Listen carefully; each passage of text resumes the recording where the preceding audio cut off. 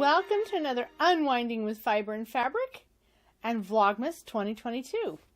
As you can see, it is now the 18th of December and we are experiencing some bright sunny days with cold temperatures. But that's December for you. Let's go ahead and grab a fiber and get started. And let's see what we have today. Ooh, I have a lint. I do not know how to pronounce what it is, but it actually tastes like the American Butterfinger, only much better. It is a very yummy treat that my son brought me. So I will look forward to that one later. And one of the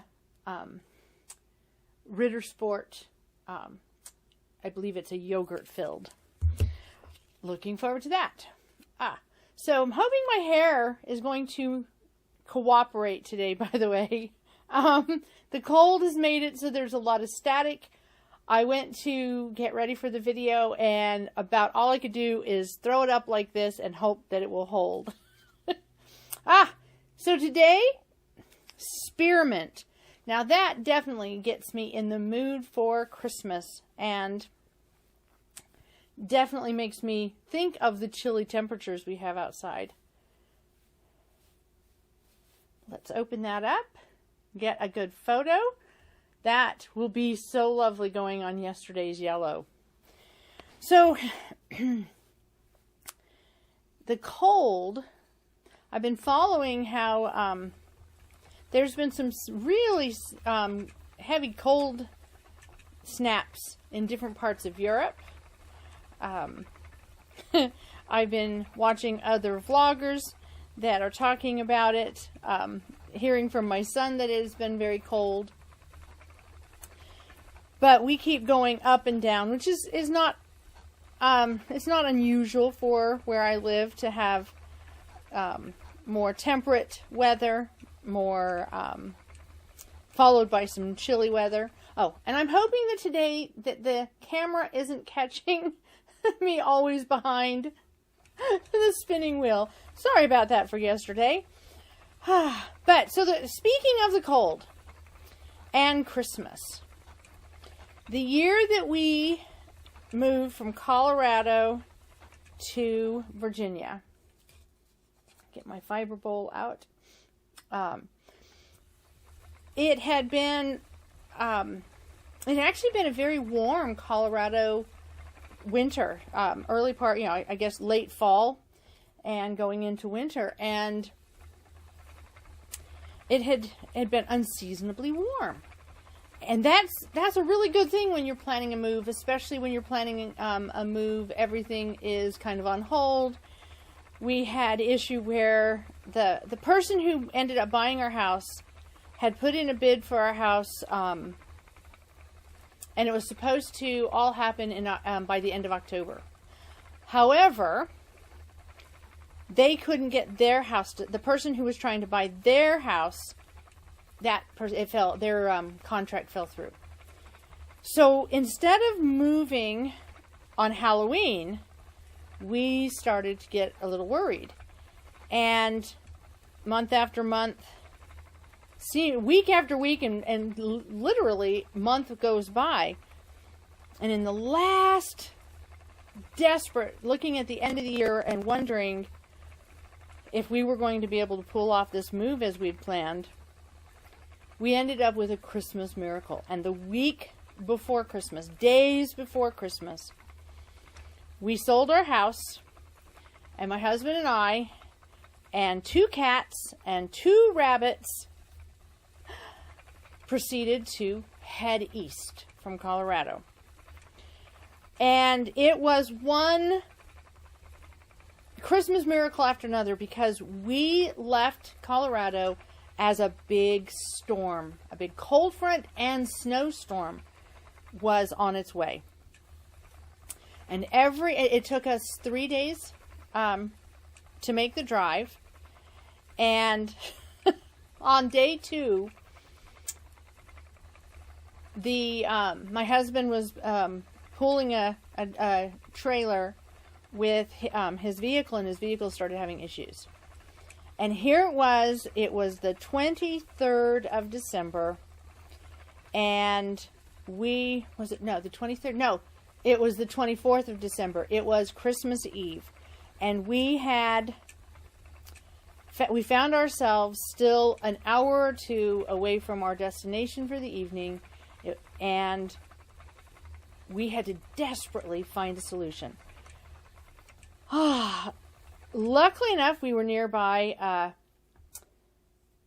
a fairly large city, and after doing many phone calls around, we found one location that had, we were using a U-Haul trailer, and we found one location that still had one U-Haul truck, much larger than what we needed, but it could tow my husband's vehicle. So we pulled into just before closing. I mean, this was late in the day, just before closing. We pull into the parking lot where the U-Haul was at, and are helped by two young men who just were so much Christmas elves, because they helped us move all of the stuff from the trailer my husband was towing into this big truck. My husband attached his vehicle to the back of it, and we were able to proceed on to our hotel for the night. So it is now Christmas Eve, and we were in Kentucky. Kentucky? Yes. No, we had made it to West Virginia. Sorry, I'm trying to remember. We'd gone through Kentucky. We had made it to West Virginia, just barely into West Virginia. Only about 6 to 7 hour drive from our final destination. It's Christmas Eve, and we are barely ahead of that storm that had started following us as we left Colorado. So we find ourselves in Huntington, West Virginia, in a hotel that I'd stayed at a number of times when I had driven east, taking my daughter to college each year. And we got there in time to get some dinner. And that's how we spent Christmas Eve. We talked to our kids via electronic devices. Our daughter was spending Christmas with her brother in Germany, and so we knew they were fine. And we woke up there on Christmas morning, reloaded everybody, the cats and the rabbits up, and headed on our last leg to this house in Virginia. We had received permission to go ahead and move in before signing the contract. We weren't able to sign the contract for this house until the 27th because, of course, Christmas. and offices being closed and title companies not being able to do the paperwork until the 27th. So here it was. It was cold. It was bitter cold.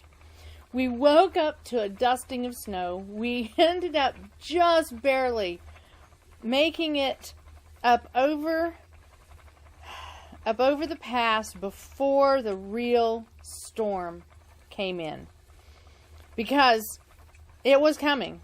It wasn't just the cold coming, there was snow coming. So we had this light dusting of snow on Christmas morning. We drove over the pass, came down into the valley, and my husband was able to see the house for the first time, because I had come out here and with my daughter in August and fell in love with the house, knew it was the right house for us. The wonders of technology, I had done all sorts of online searches, narrowed everything down, but we had to actually take a look. I needed to verify that this was going to work for us, and I knew it would. I knew there would be repairs that needed to be made. I knew that there might be different kind of issues, but I knew that this was the house for us. And so on Christmas Day in 2017, my husband got to see the house for the first time, and we moved in. And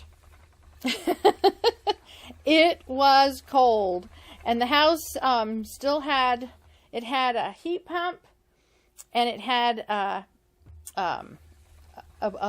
oil heating system that was as old as the house. And I remember turning on the furnace, the oil furnace, and wondering if I had just turned on an airplane jet engine in my basement. Oh my goodness, it was loud. Wasn't so bad upstairs, but I had never experienced this type of heating. Not since, I was little when my parents did away with the old oil furnace and went electric. No, I'm sorry, gas. So I'm trying to remember. That's the thing, going back down memory lane, it's like the brain remembers, and then all of a sudden you're like, oh yeah, now I remember. So yes, my parents had gone from a oil furnace to propane. And my husband and I, when we lived in Colorado, we had propane. So I was accustomed to that. I was not accustomed to a heat pump and a big oil furnace in the basement. Needless to say, the oil furnace went in that first year because the tank was as old as the house, and it did have a bit of a leak. So that went. But back to Christmas Day. We moved in. My wheel is making a bit of a squeak. We moved in on that Christmas Day. The truth is we unloaded the cats. We looked around. He wanted to see the property. He wanted to see where the house sat more so than actually inside the house. Inside the house is a 60s era ranch style home that needed some work. Needed the carpet pulled up. Needed the bathrooms redone. But that was our Christmas present of 2017. But, was it cold? Oh my goodness. We had, we laughed because everyone asked if we brought the cold with us. That was the coldest stretch of time that we've experienced in the 4 years that we've lived here. That was the coldest month, because it was about 30 days or more. I don't think we started to really break that cold streak until February. And it was a good thing we were accustomed to winter weather, because it required some hardy attitudes to be able to handle moving into a house in that type of weather. Because, of course, we couldn't unpack everything. We had to unload everything, get everything out of the... we had most of our belongings sent via large truck, But we couldn't really unpack everything because we wanted to get the carpet taken up. At some point, clearly, somebody with a dog had lived here, and I needed to take care of leftover dog odors. But the carpet was decades old. And so today, when I woke up to such cold weather, sunshine, the sun is peeking out, but waking up to the cold weather, it made me think of Christmas in 2017. And I've looked at the forecast, and we are going to be having another very cold Christmas, it looks like. I don't know if we'll have snow. I don't know if we'll have ice, but it does look like we will have some cold temperatures. But it's funny how we can look back on something as as common as a cold streak, and we can remember the positive moments, the negatives, of like the time that the power went out for 3 days in a blizzard in Colorado. I remember that after 36 hours, the cold really did bother me, but I don't remember the cold. I remember the enjoyment of trying to find things, slowing down, trying to find things to keep me warm and keep me occupied. And I remember the peacefulness of it. Not the fact that it was so, inconvenient to not have internet and power and everything, especially where we lived in an area where phone signal was also sketchy. So slowing everything down and just enjoying the moment. And sometimes it takes act of nature to remind us of how fortunate we are the rest of the time. I have such a squeaky wheel, and I still don't think I need to put my bottle of oil over here because I have a squeak. Thinking about it, I suspect the treadles need to have some lubrication. Yes, because I've just moved my feet just a bit and I'm not hearing the squeak.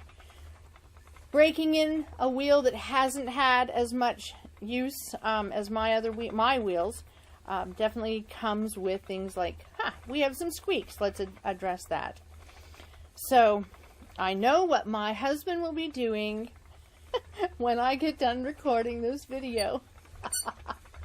He will handle that squeak.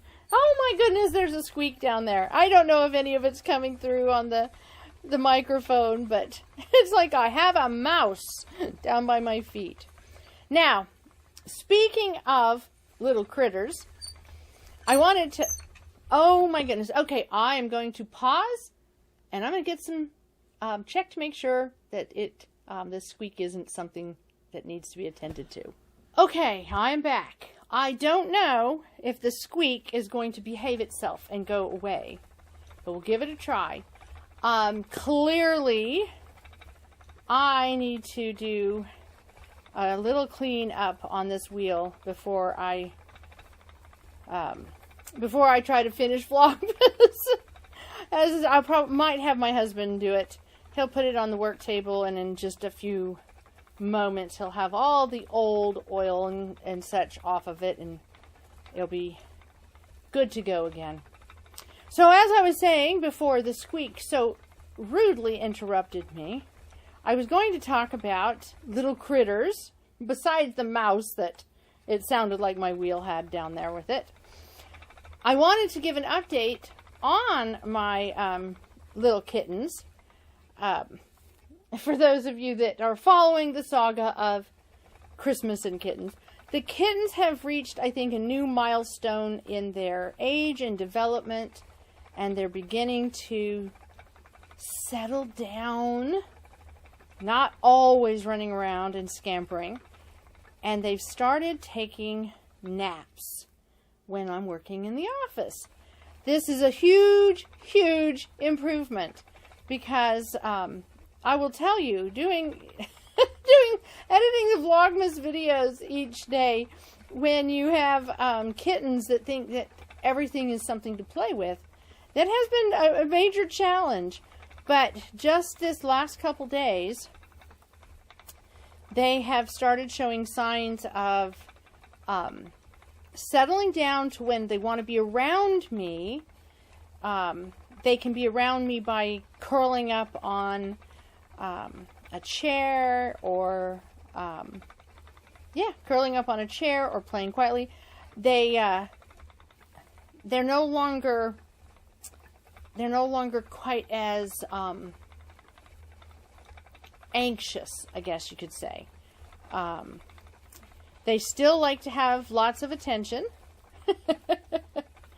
But they now can play by themselves more, as in individually.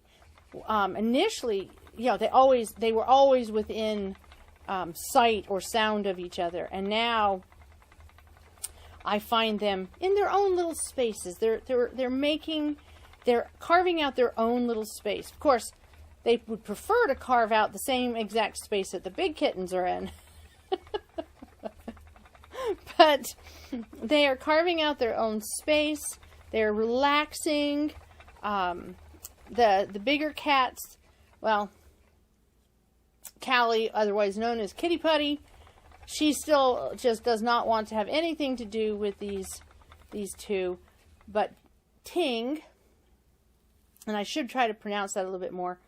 It's T-I-N-G, Ting. Ting, the big black furball, he's becoming a little bit more accepting of the little ones being in the same space. As long as they are not touching his food, and as long as they are not jumping on top of him, they're allowed to either play or sleep nearby. But we are making progress, and it's lovely. It's just, there's something about a sleeping cat. I would imagine the same thing for a sleeping dog. At Christmas time, when they settle down, oh, for that matter, sleeping kids, that time, this time of year when you look over at the Christmas tree, or and you just see a curled up critter or kid or husband, it's just, there's something magical about it. It makes cleaning up the hairballs, putting the ornaments back on the tree for the umpteenth time. It makes all of their antics that are less pleasant more enjoyable when you look over and you see them see them embracing the magic of the season. And that's what I really think it is. All of the cats, all four of them, at different points, seem to have, be taken in by the magic of that Christmas tree. Yes, the first few days of it being up, it's a crazy time. But then they settle into the routine of it being there. And at least my cats seem to enjoy the quiet of it, the magic of it, the peacefulness. I found myself yesterday just sitting down in a chair across from the Christmas tree and taking in a quiet moment. And I think that my cats like to do the same thing. And I'm sure I've shared some pictures of those critters as I have spun. And since I had to pause this, I have no idea where I am at time-wise. But there is my, spearmint on top of the yellow. So, let's go ahead and get a suggestion. I loved yesterday's suggestion of snickerdoodles. They were so yummy. So let's see what we have today. Today is make a savory treat. I think I can put myself to that task. So, I hope that you have enjoyed this interrupted and squeaky wheel unwinding with fiber and fabric, and that you are enjoying this last week before Christmas, because today does mark the last Sunday before Christmas. A week from today, we will be having Christmas Day. So, I bid you the best and hope that you're staying warm. That's my goal for this week. And we'll see you tomorrow.